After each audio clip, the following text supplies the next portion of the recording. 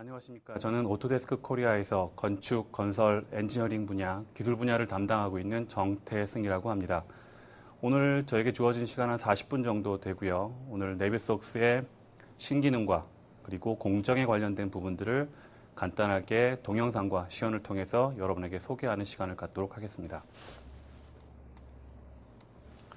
먼저 저가 준비한 내용은요. 먼저 건축 분야뿐만 아니라 관심 있으신 분들에게 네비소스라고 하는 것이 어떤 기능을 가지고 있는지를 소개하기 위해서 만들어진 자리이기도 하고요.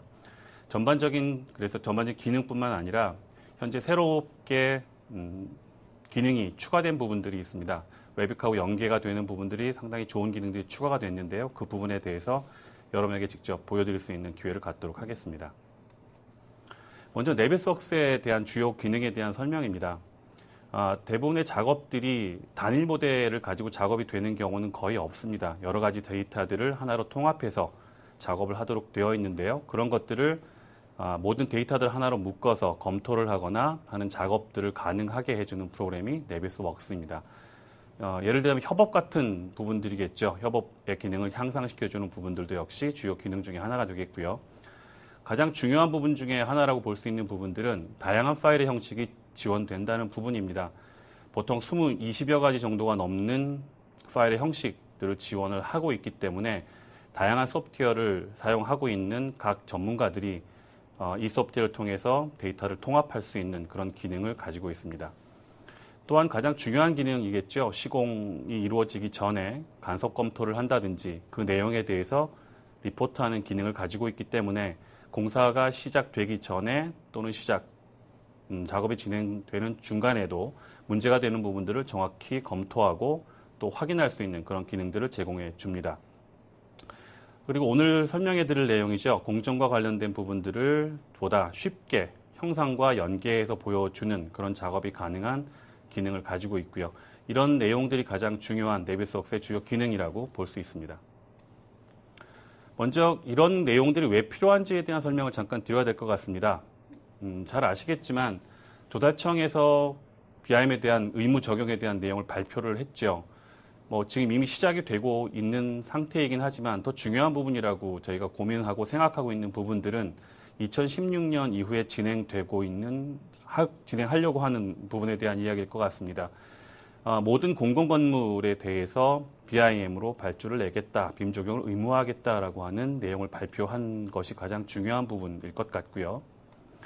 두 번째는 지금까지 발표됐었던 여러 가지 BIM RFP 내용들을 쭉 살펴보게 되면 굉장히 다양한 내용을 담고 있습니다. 크게는 협업과 관련된 부분, 그리고 공간과 관련된 부분 두 가지로 크게 나눌 수 있는데요.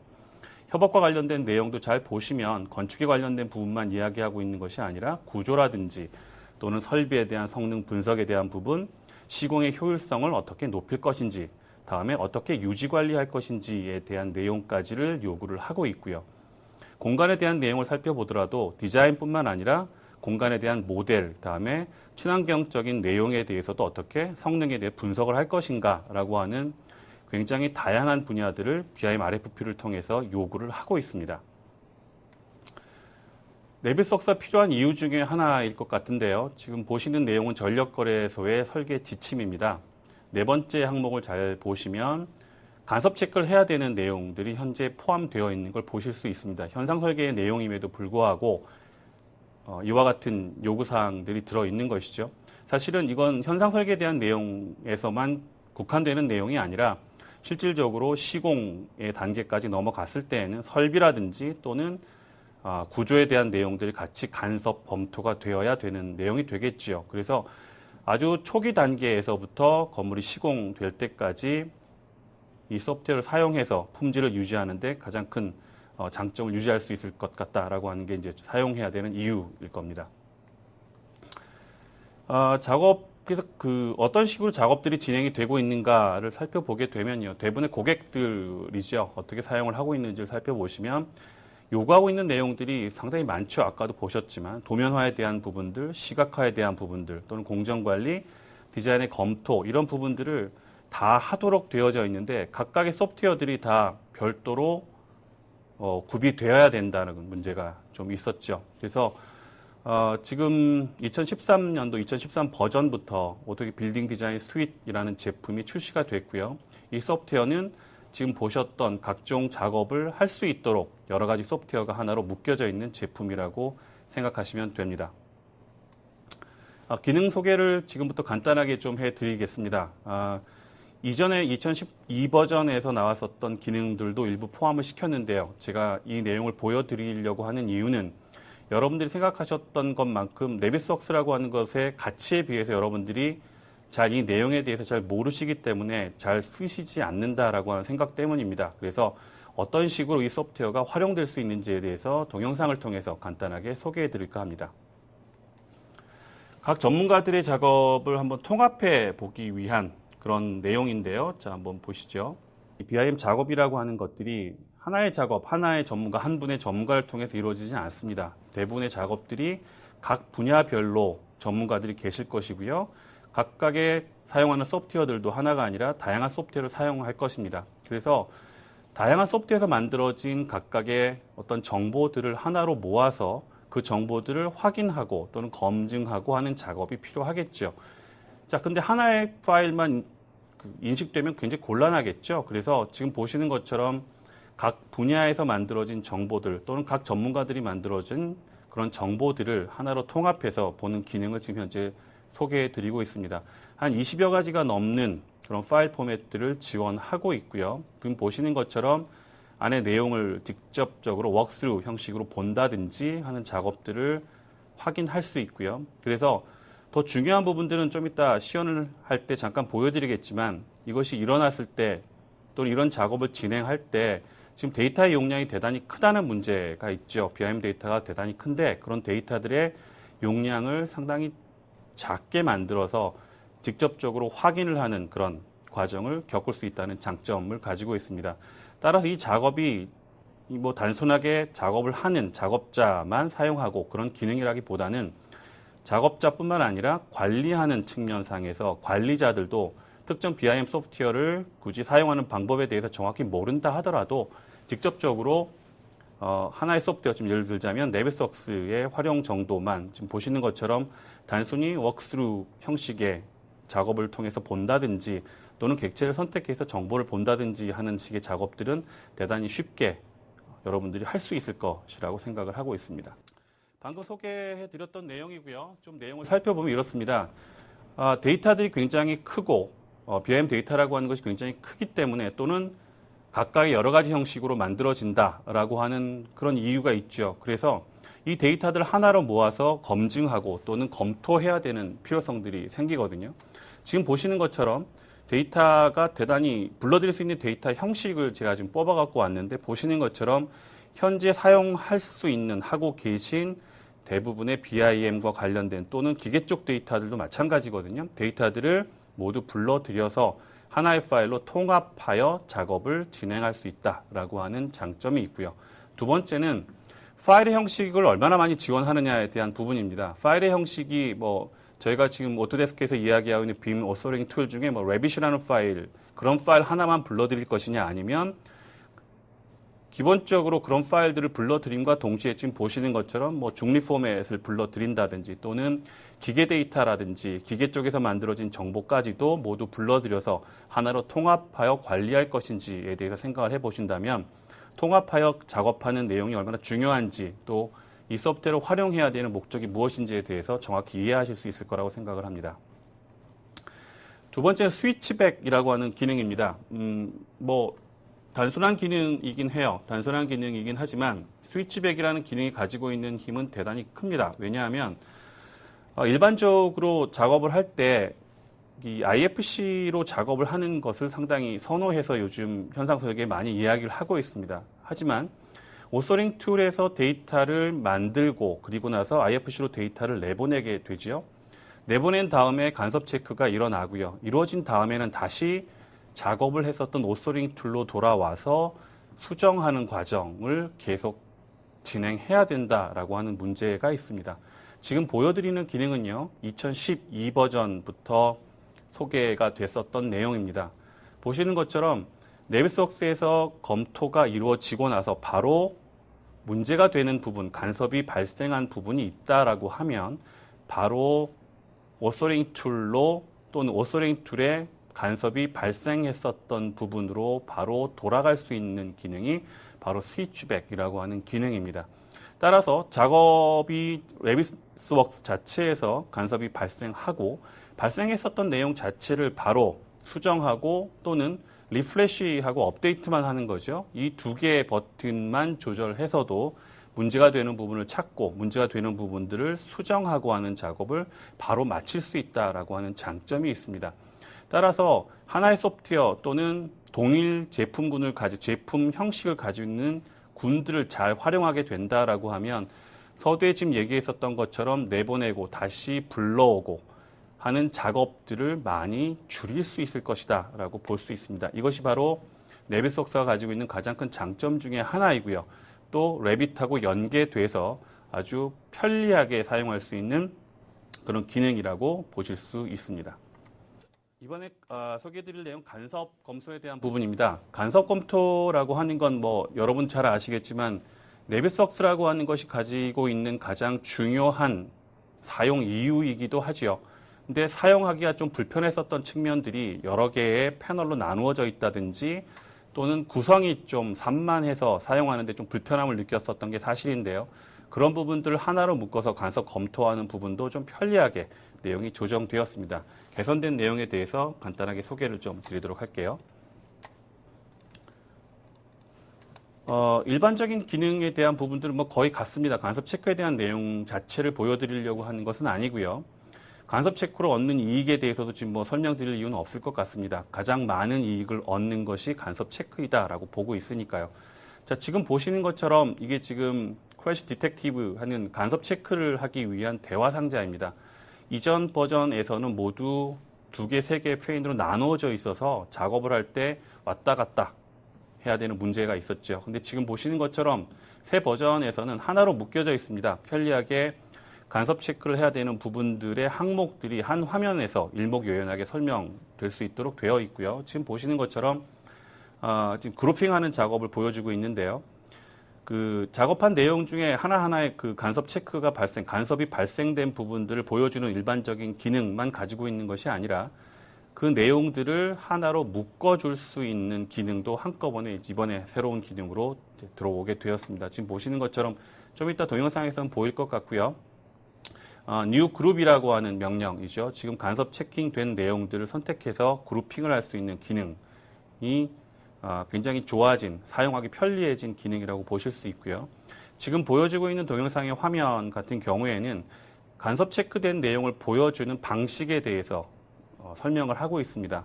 어떻게 하면 그 간섭이 일어난 발생 부위들을 손쉽게 보여줄 수 있는가에 대한 부분들이고요. 지금 보시는 것처럼 애니메이션해서 보여줄 수 있는 기능이라든지 주변의 객체들을 디밍해서 좀 흐리게 해서 선택된 객체들이 좀 자연스럽게 보이게 한다든지 하는 그런 기능들이 추가가 되었습니다. 지금 그런 기능들이 우선 가장 크게 눈에 보이실 수 있는 부분들일 거고요.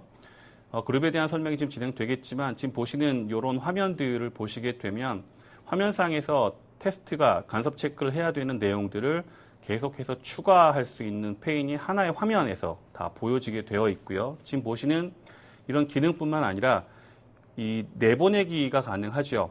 현재 설정해 놓은 내용들을 내보내기 해주게 되면 설정했었던 내용들을 추후에 다시 불러들여서 간섭 체크를 할 수 있다라고 하는 부분이 개선된 장점 중에 하나입니다.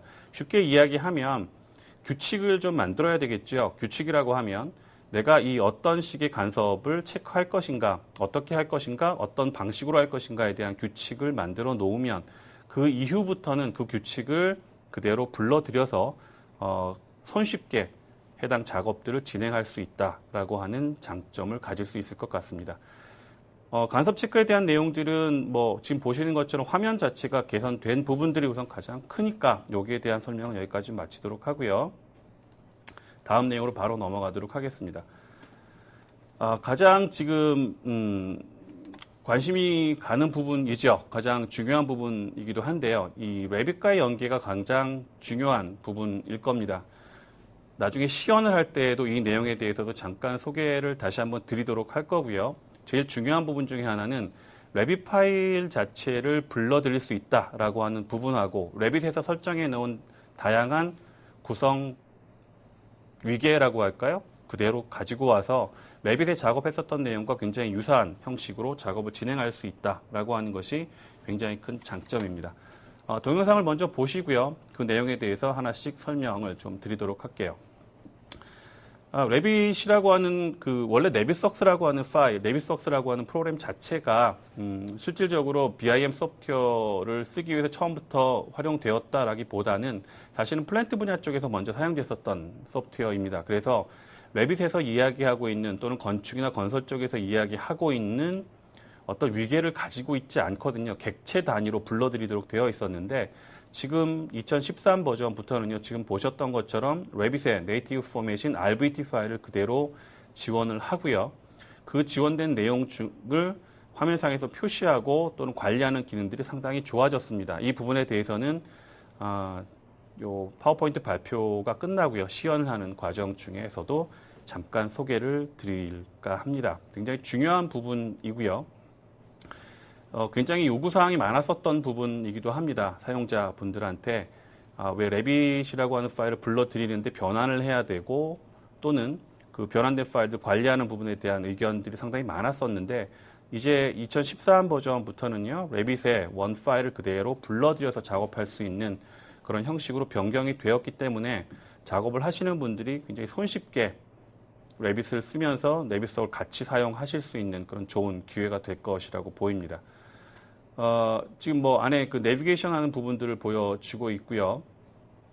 잠깐 보시죠. 안에 지금 보시는 부분이 바로 레빗에서 설정해 놓은 그 위계를 그대로 가지고 있는 내용을 보시죠. 우리가 일반적으로 작업할 때 썼던 레벨 단위라든지 그 안에 객체 구성 단위가 예전에는 요 오브젝트 단위로만 표시가 되었었던 부분인데 지금은 레빗에서 설정해 놓은 위계를 그대로 가지고 오고요. 거기 안에 객체가 포함되어서 표현되는 구조로 변경돼서 일반적으로 레빗 사용했었던 것과 동일한 환경상에서 네빗석을 구동시킬 수 있다라고 이해를 하시면 될 것 같습니다.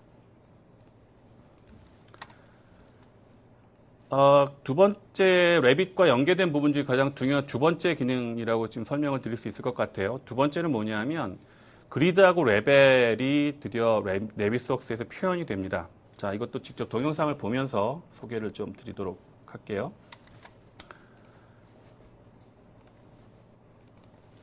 앞에 보셨던 것처럼 레빗 파일의 네이티브 포맷을 그대로 가지고 오는 부분들도 굉장히 중요한 부분이기도 하지만 사실 이 직접 내비게이션 하는 과정 중에서 잠깐씩 놓치게 되거든요.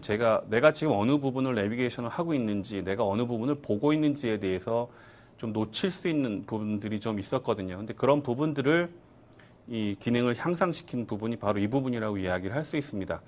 레벨이라고 하는 부분을 레빗에서 만들고요. 또는 많이 사용하는, 기본적으로 사용해야 되는 그리드를 집어넣게 되면 지금 좀 이따 이제 화면상에 표시가 될 텐데요. 그 내용들을 화면상에 표시해서 내가 지금 어느 부분에서 내비게이션을 하고 있는지를 그대로 확인할 수 있는 그런 기능들이 처음으로 들어왔습니다. 굉장히 편리하게 내 위치를 찾을 수 있는 그런 부분들이 지금 보시는 화면은 이전의 그러니까 그리드를 켜지 않은 상태에서의 모습이거든요. 그냥 색상을 변경하고 그다음에 내비게이션을 하는 장면을 보여주고 있습니다. 내가 지금 어느 위치인지 물론 도면을 아시는 분들은 알겠지만 내가 어느 위치를 보고 있는지 또는 정확한 위치를 설명하는 부분들이 되게 어려웠겠죠. 근데 지금 보시는 것처럼 show grid라고 하는 명령이 생겨져 있고요. 이 기능을 사용하게 되면 그리드하고 레벨이 만나는 부분들의 정점의 위치를 그대로 화면상에서 확인하실 수 있습니다. 보시는 것처럼 지금 내비게이션 하는 와중에도 지금 변경되어 있는 위치가 변화됨에 따라서 그리드하고 레벨이 만나는 부분의 정점의 위치를 그대로 표현해주는 부분을 보시고 계신데요. 이 기능을 굉장히 중요한 부분인 것이 아까 말씀드렸지만 내가 어느 위치상에서 또는 어느 문제를 발견했을 때 설명을 해야 되는 부분들이잖아요. 근데 설명을 해야 되는 부분들에 있어서 정확하게 이 위치, 이것과 이것, 레벨과 그리드가 만나는 위치를 정확하게 설명할 수도 있을 뿐만 아니라 내가 어느 위치를 보았고 어느 위치를 아직까지 보지 않았는지 등의 일종의 작업을 가늠할 수 있는 가늠대로서의 역할도 할 수 있는 그런 기능이라고 생각을 하시면 될 것 같습니다. 뭐 설정 값들은 좀 이따 화면 시연을 하면서 또 잠깐 보여드리도록 하겠습니다. 그냥 간단하게 레빗에서 그리드와 레벨을 표시하면 네비스웍스에서 표시할 수 있다 정도로 이해를 하시면 될 것 같습니다. 자, 이제 그 가장 뭐 오늘의 주어 주제이죠. 기능 부분 중에서 4D하고 5D에 대한 내용을 잠깐 소개를 하고 시연을 좀 할까 하는데요. 기본적인 내용에 대한 부분을 좀 다루고 좀 지나갈까 합니다. 공정에 대한 이야기들은 여러분 잘 아실 거예요. 공정이 무엇이다 라고 하는 것 아주 간단하게 이야기하면 일정표 정도로 이야기를 할 수 있을 겁니다.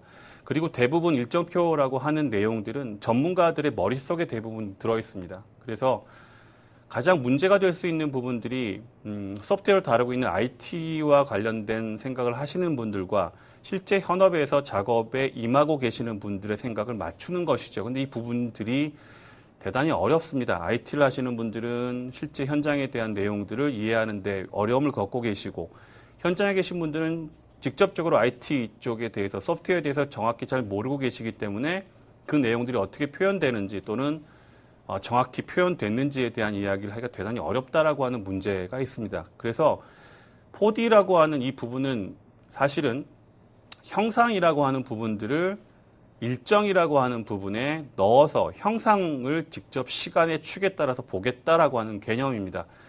대단히 이해도를 높일 수 있는 그런 장점을 가지고 있는 것이죠. 얻을 수 있는 내용들은 지금 보시는 것과 같은 이런 내용들입니다. 지금 보시는 것처럼 작업 초기에 문제점들이 발생하는 걸 예측한다. 당연하겠죠. 형상 정보와 시간 정보가 들어가 있으니 그 내용들을 보면서 공정상의 문제가 발생하는 것들을 예측할 수 있을 것이다. 두 번째는 프로젝트가 진행될 때 시간축을 가지고 설명을 하게 되어 있으니까 프로젝트 전체 범위를 이런 식으로 진행이 되는구나 라고 하는 부분들을 손쉽게 이해할 수 있는 그런 역할이 할 수 있게 될 것이고요.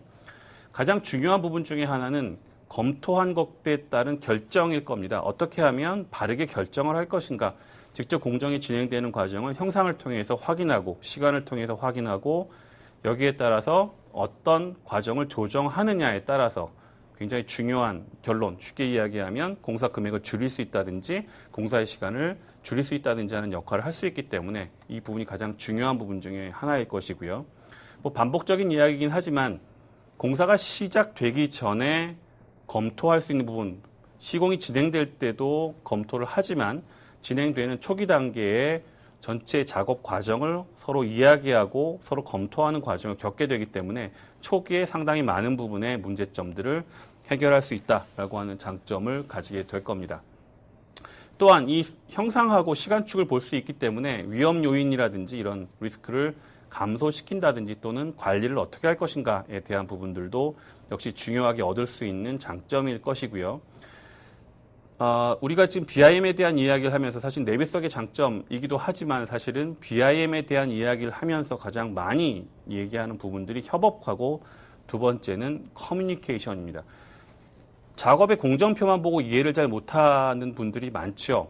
물론 뭐 전문가들은 아시겠지만 그러나 형상을 통해서 진행이 되고 그 만들어진 형상을 통해서 이 공정이 이렇게 진행이 되는구나. 이 시간에 이런 것들이 만들어지는구나 라고 하는 걸 작업자들에게 전달할 수 있다면, 정확하게 전달할 수 있다면 거기서 얻는 이익들은 상당히 클 수 있을 것이다 라고 생각을 합니다. 가장 큰 이익 중에 하나라고 보이는 부분이죠. 그냥 이미지를 만들어서 보여준다라고 하는 것이 아니라 동영상을 통해서 또는 움직임을 통해서 확인할 수 있는 가장 좋은 이익이니까요. 자, 개선된 사항에 대해서는요, 먼저 동영상으로 잠깐 제가 설명을 드리고요. 그 내용을 좀 보도록 하죠. 자, 공정에 대한 부분인데요. 이건 굳이 제가 동영상을 틀어드리지 않아도 잘 아실 수 있는 부분이긴 하지만 공정에 대한 소개를 하기 위해서 잠깐 이 부분을 넣었습니다. 지금 보시는 것처럼 공정을 설정하는 부분이고요. 좀 이따 시연을 통해서 보시겠지만 공정이 진행되는 과정 또는 그 내용들을 직접 눈으로 형상으로만 보는 것이 아니라 옆에 텍스트를 통해서도 확인을 하고요. 이번 지금 보시면 잠깐씩 빨리 지나가고 있지만 옆에 코스트가 지나가는 부분들을 보셨을 겁니다. 이 공정이 기간 동안 진행되는 과정 중에 어느 정도의 금전적인 부분이 소모되는지에 대해서 화면상에서 직접 확인할 수 있습니다. 그래서 어느 정도의 공정이 진행되었다라고 하면 이 정도의 금액이 소요되었구나라고 하는 부분들을 정확하게 화면 속에서 표시해 주기 때문에 이 공정을 통해서 얻을 수 있는 방금 전에 말씀드렸던 이익들은 손쉽게 아마 이해가 되실 거라고 생각을 합니다. 다음 5D에 해당되는 부분인데요. 5D라고 하는 부분들은 사실은 아주 많은 기능이 들어가 있는 것은 아닙니다. 5D라고 하는 부분은 방금 보셨던 그런 내용 중에 코스트와 관련된 부분들이 네비스웍스의 하나의 항목으로 들어와 있고 코스트를 집어넣으면 집어넣은 금액에 대한 소요 금액에 대한 부분들을 화면상에 디스플레이할 수 있다라고 하는 부분이 개선된 부분입니다. 이것도 직접 시연을 해서 잠깐 보여드리도록 하죠. 동영상으로는 마지막 장면이고요. 지금 보시는 것처럼 5D라고 하는 것이 어떤 것인지만 잠깐 소개를 동영상으로 좀 드리도록 할게요. 아까 보셨던 공정과 다르지 않죠? 지금 보시는 기능들은 타임라인이라고 공정을 관리하기 위한 기능에 대한 부분들인데요. 지금 보시는 것처럼 컬럼이 하나가 늘어난 겁니다. 집어넣을 수 있는 또는 화면상에 표시할 수 있는 기능들이 추가된 부분들인데요. 지금 보시는 것처럼 코스트에 해당되는 부분들을 입력할 수 있는 또는 표시할 수 있는 기능들이 이번 버전에 들어와 있습니다. 그래서 금액에 관련된 부분들을 어떤 외부 데이터베이스를 활용하건 또는 직접 입력하건 간에 그 정보를 화면상에 디스플레이 해줄 수 있는 기능이 추가된 부분으로 이해를 하시면 될 것 같습니다. 지금 보신 것처럼 인건비에 대한 부분서부터 해서 쭉 코스트들이 들어간 부분들이 보이시고요.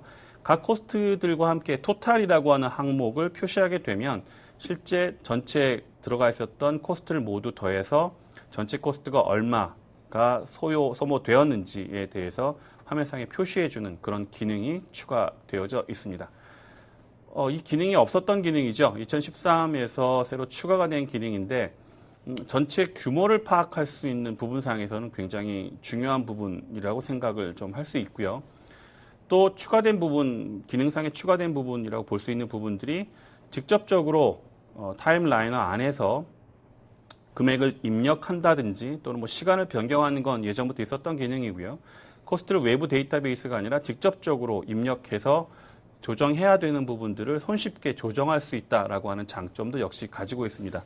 해당 정보들은 보시는 것처럼 입력만 가능한 것이 아니라 좀 어려웠었던 부분이긴 했었죠. 2013에서는 입력한 정보들을 모두 외부로 뽑아낼 수 있는 그런 기능들도 역시 이번에 가지고 있기 때문에 저장과 또는 작업이 진행된 부분들을 외부 데이터베이스로 뽑아낸 내용들을 다시 불러들이고 또는 수정하고 하는 작업들을 상당히 간편하게 진행할 수 있는 그런 기능들이 추가가 됐습니다. 이 기능들은 좀 이따 직접 시연을 통해서 좀 보여드리도록 할게요. 자,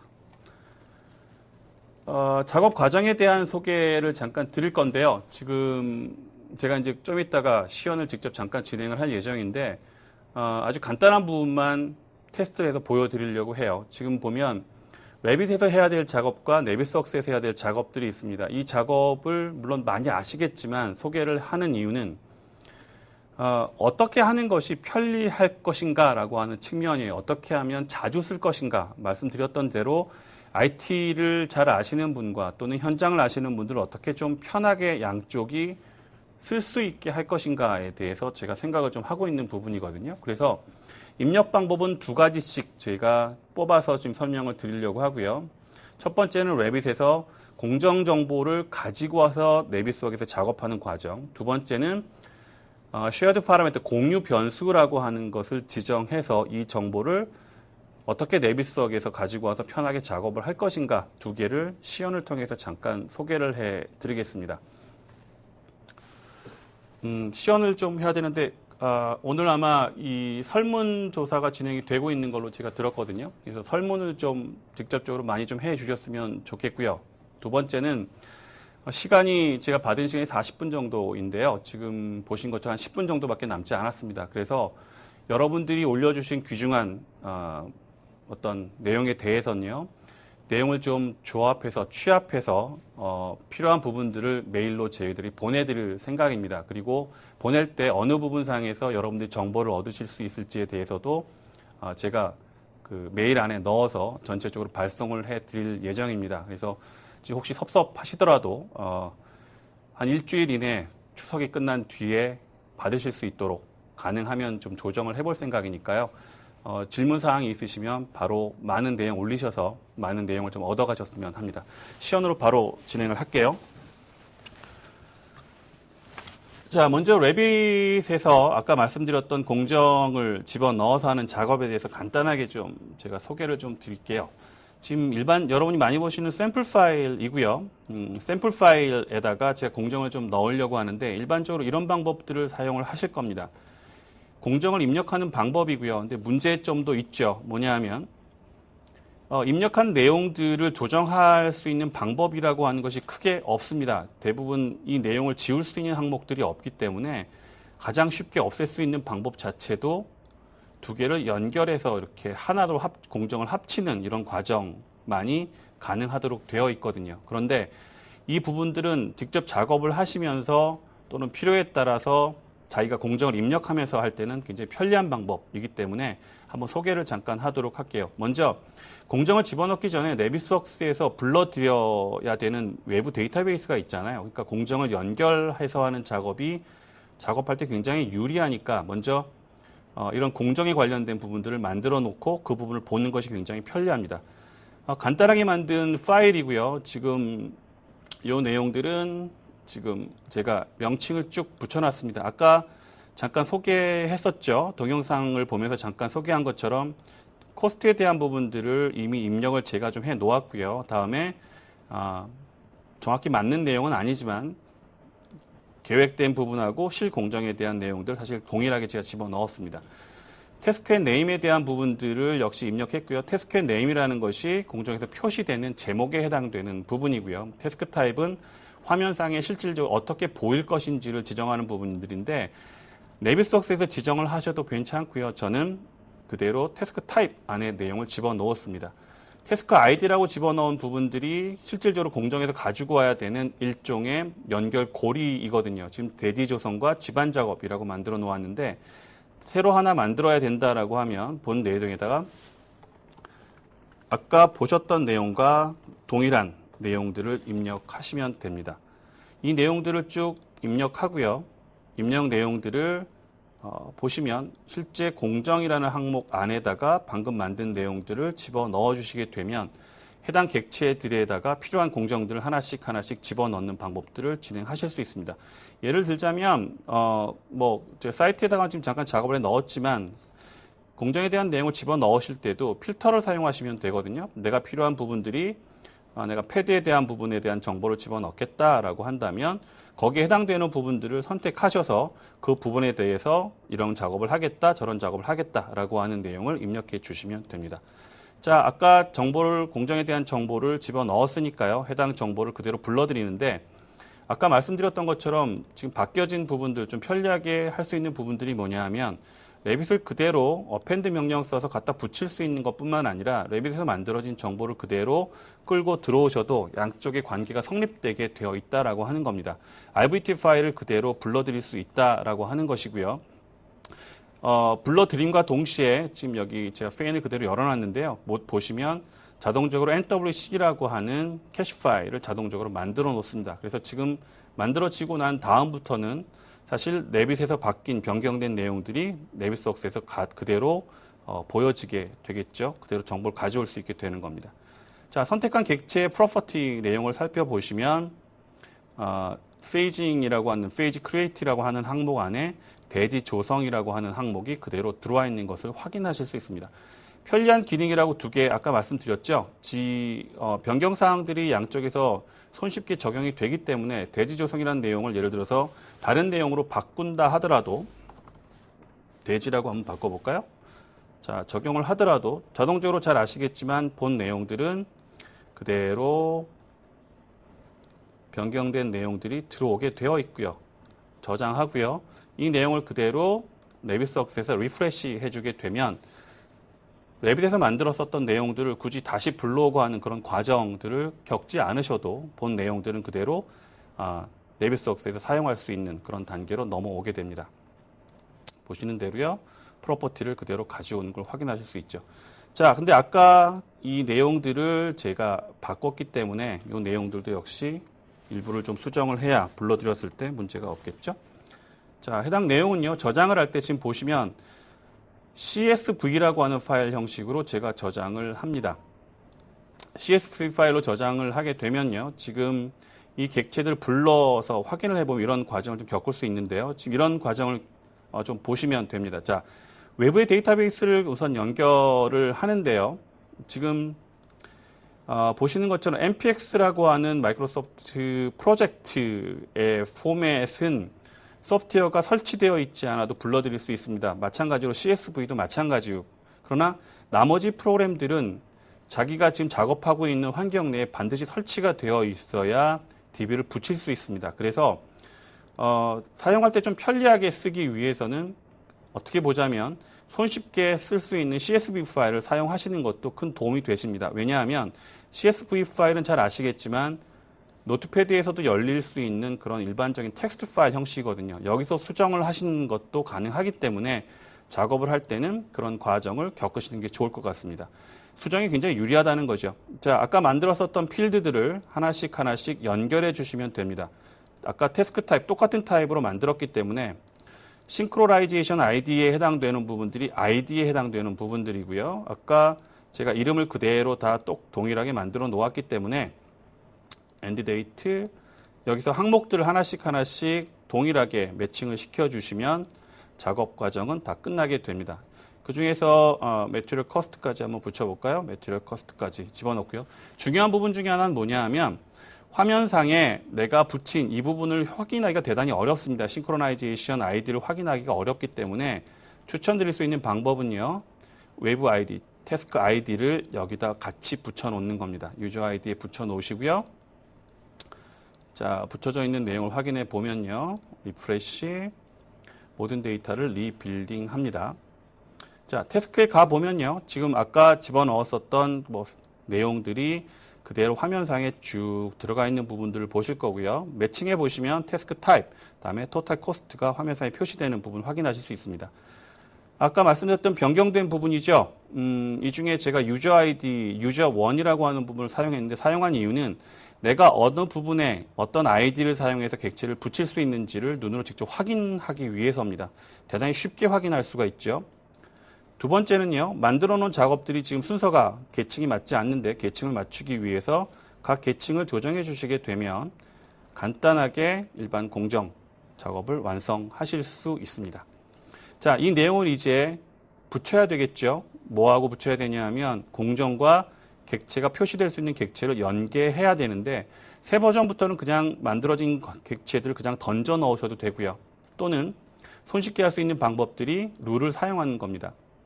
자, 제가 하나 만들어 놓은 룰인데요. 지금 안에 내용을 보시면 유저1이라고 하는 부분과 페이지 아까 만들었던 공정에 해당되는 부분들이 이름이 같은 경우에 어태칭 하겠다라고 선택을 해주게 되면 자연스럽게 연계되는 것을 확인하실 수가 있습니다. 이 방법은 장점도 있지만 단점이 있죠. 아까 보셨던 레빗에서의 작업을 하실 때 일일이 공정에 대한 작업을 해야 된다는 문제점을 가집니다. 또는 계속 변경사항이 레빗상에서 진행이 돼야 된다라고 하는 문제가 발생을 하죠. 그래서 좀 더 쉽게 작업을 하기 위한 방법론으로 제안을 드릴 수 있는 방법은 공유 변수를 사용하시는 방법입니다. 동일한 방법인데요. 지금 공유 변수 같은 경우에는 여러분들이 shared parameter를 만드시는 방법인데요. 지금 제가 아까 테스트하면서 잠깐 만들었지만 잠깐 만들어 보면 파일 네임 주시고요. 이 파일 네임에 해당되는 그룹을 하나 만드시고요. 자, 만들었죠. 그리고 이 안에 들어갈 공정에 대해서 아이디 이건 이름은 다음에 집어넣어야 될 화면에 표시되어야 될 내용은 텍스트이다. 표시되어야 되는 곳은 커먼 항목이니까 전부 다 표시할 수 있게 하겠다라고 하고요. 그 다음 바로 프로젝트 상에서 불러드리는 겁니다. shared parameter 방금 전에 만들었던 내용을 불러드리시고요. 어디에 표시되는지 이런 것들을 여기서 지정을 쭉 해주시면 됩니다. 중요한 부분들은요. 여기서 모든 항목들에 다 이 공정 내용이 표시되게 할 필요는 없기 때문에 예를 들어서 필요 없는 부분들은 삭제하시고 나머지 부분에 해당되는 내용에는 이 내용이 표시되도록 하겠다라고 하는 걸 지정해 주시면 됩니다. 오케이. 자, 작업이 진행이 되면요. 동일한 방법으로 아이디를 집어넣을 수 있도록 내용이 만들어졌고요. 예를 들어서 역시 마찬가지로 불러드려야 되는 내용들은 지금 아까 편리하게 좀 볼 수 있도록 좀 만들어 놓았거든요. 보시는 것처럼 이번에는 제가 유저1이라는 태스크 아이디라는 내용들을 선택하기 되게 복잡하다라고 하면 여기서 유저1이라는 이름으로 그대로 가져가면 될 것 같고요. 손쉽게 이 내용을 입력해 주면 되겠습니다. 자, 역시 A101이라고 하는 이름으로 공정을 하나 만들었고요. 자, 역시 그냥 저장을 합니다. 저장 내용 역시 이제 네비석스에서 불러오면 되고요. 자, 이번에 어펜드 명령으로 파일을 불러옵니다. 레빗 파일 역시 변환돼서 불러들여지고요. 불러들여진 내용들은 이제 네비석스에서 화면으로 표시가 될 뿐만 아니라 아까 집어넣었었던 shared parameter 값을 그대로 가지기 때문에 보기가 굉장히 이제 손쉽게 그 내용들을 확인해서 보실 수가 있겠죠. 자, 객체를 선택해 놓고 보면요. 프로퍼티 안에서 네임들이 엘리먼트에 보시면 공정에 대한 내용이 표시되어 있는 걸 보실 겁니다. 자, 동일한 방법이기 때문에 아까 보셨던 내용들과 동일한 내용이기 때문에 이전에는 그냥 한 번에 그냥 똑같은 형식을 취해서 한번 불러드리고요. 태스크 네임, 디스플레이 ID 다 똑같이요. 태스크 타입, 이 내용들을 쭉 집어넣어서 아까 유저1이었죠? 만들어 놓은 내용이. 그 다음에 유저1도 역시 유저1으로 만들어서 해당 내용이 불러들여지는지만 한번 확인을 해 보도록 할게요. 지금 보시는 것처럼 자, 리빌딩 해주게 되면 태스크가 역시 들어오게 됩니다. 마찬가지로 형식을 좀 맞춰 주셔야 될 것 같고요. 맞춰 놓고 나서 보면 역시 그 내용들이 그대로 들어오는 내용 확인하실 수 있죠. 마찬가지입니다. 이번에는 어떻게 붙이는지인데요. 굉장히 큰 장점을 가지고 있는 부분이 하나가 있습니다. 뭐냐 하면 아까처럼 그냥 객체의 이름으로 붙여놓는 방법들은 변경되는 내용에 대해서 대응하기가 대단히 어렵기 때문에 이런 방법을 이번엔 좀 소개를 좀 해드릴까 해요. 카테고리를 가지고 먼저 객체를 나누는 방법인데요. 먼저 구분해서 그 내용을 불러드리는 겁니다. 엘리먼트 보셨던 내용 중에 for the id에서 같은 이름을 가지는 것을 찾는 거죠. 찾아주면 동일한 내용이죠. 이 내용을 그대로 뭘 만드냐 하면 이 search set을 만드는 겁니다. A101. 자, 이 내용을 같은 동일한 이름으로 제가 만들었거든요. 10이라는 이름을 똑같이 만들어 놓고 나서 먼저 합친 다음에 왜 이것이 장점인지에 대해서 잠깐 보여드리도록 할게요. 자, 이번에는 뭘로 선택을 해서 작업을 하냐면요. 자, 보시는 것처럼 유저1에 있는 내용들이 셀렉션 셋의 이름하고 동일한 경우에 매칭시키겠다라고 하는 형식을 주면요. 자, 지금 보시는 것처럼 셀렉션 셋이 정확히 공정에 붙어 있는 내용을 확인하실 수가 있습니다. 자, 이게 왜 중요한 내용이냐 하면 어떻게 하면 작업을 쉽게 할 수 있는 내용이다라고 지금 제가 설명을 드렸는데 왜 그런가 하면 옆에 벽을 하나 제가 별도로 하나 더 그릴게요. 자, 벽을 그린 다음에 이 벽에다가도 역시 동일하게 아까 id 값을 동일한 값을 한번 줘 볼게요. 자, 역시 저장을 하고요. 자, 이제 이 객체는 아까 보셨던 이 A101이라고 하는 코드 값을 가지게 바뀌어져 있습니다. 리플래시를 하죠. 자, 리플래시를 하게 되면 별도의 작업을 더 해서 객체를 불러들이거나 또는 공정 작업을 연계시켜야 되는 것이 아니고요. 간단하게 지금 보셨던 것처럼 객체가 들어왔죠? 역시 들어와 있는 것도 보시면 셀렉션 셋에서 확인해 보시면 그 셋이 선택된 걸 보실 수 있습니다. 이 이야기는 뭔가 하면 공정을 작업을 하면서 변화가 굉장히 많겠죠. 공정에 대한 변화들도 많고 객체에 대한 수정에 대한 이슈도 굉장히 많이 발생을 하니까 이런 식의 작업, 어떻게 보면 좀 손쉽게 변화에 대해서 대응하는 내용들을 손쉽게 공정에 적용할 수 있는 방법을 활용한다면 훨씬 더 손쉽게 공정과 관련된 부분들을 만들어낼 수 있지 않을까라고 하는 생각을 합니다. 제 시연은 우선 시간 관계상 여기까지만 하는 것으로 하고요. 아까 말씀드렸던 것처럼 지금 뭐 시간상 제가 Q&A를 전부 해드릴 수 있을 것 같지는 않습니다. 내용에 대해서 정확하게 정리가 되는 대로 저희가 메일로 발송을 해 드릴 거고요. 두 번째는 설문에 좀 많이 응답을 해 주셔서 그 다음에 좋은 결과를 만드는데 도움이 됐으면 합니다. 감사합니다.